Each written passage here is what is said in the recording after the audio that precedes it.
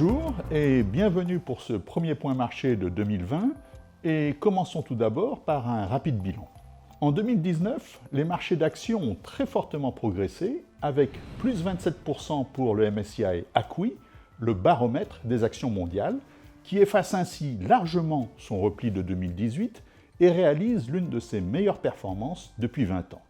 Par ailleurs, cette hausse a été largement partagée, que ce soit parmi les marchés émergents, au Japon, en Europe ou aux États-Unis, avec des hausses s'échelonnant de 19 à 32%. Entre la décélération de la croissance économique et la stagnation des bénéfices par action, cette envolée du marché n'avait pourtant rien d'évident a priori. En réalité, le MSCI ACWI a évolué en 3 temps.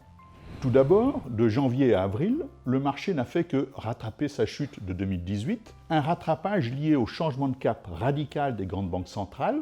Ainsi, au vu des risques pesant sur la croissance mondiale, la Fed a interrompu ses hausses de taux et d'autres, comme la BCE, ont renforcé leur message accommodant.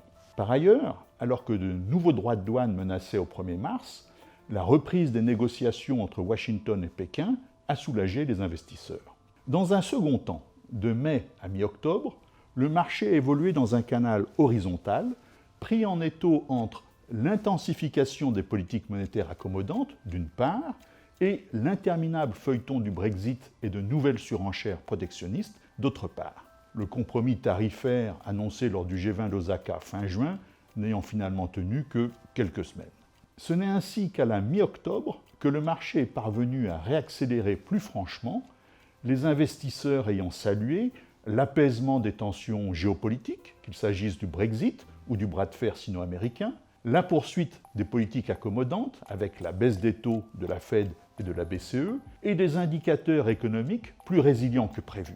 En effet, alors que l'automne s'annonçait sous de mauvais auspices du fait du ralentissement manufacturier et du commerce international, la résilience des services et de la demande domestique, ainsi que des résultats d'entreprises moins dégradés que prévu, ont déjoué les pronostics les plus pessimistes. Après une telle hausse en 2019, que faut-il espérer de 2020 ? En positif, on peut s'attendre à une poursuite de la politique monétaire accommodante. Par ailleurs, l'économie mondiale devrait cesser de ralentir et se stabiliser.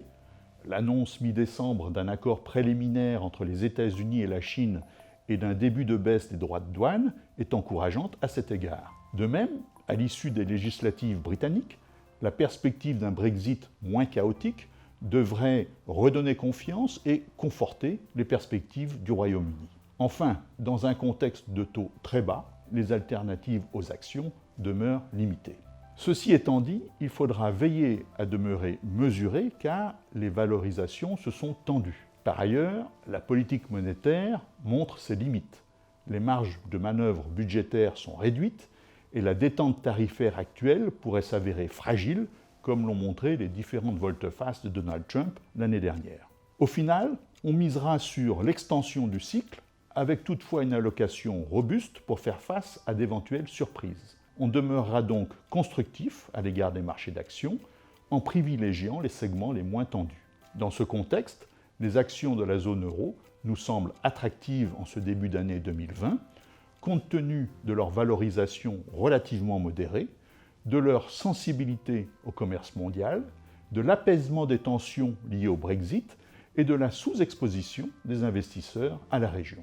Merci de votre attention et rendez-vous au prochain point marché de février.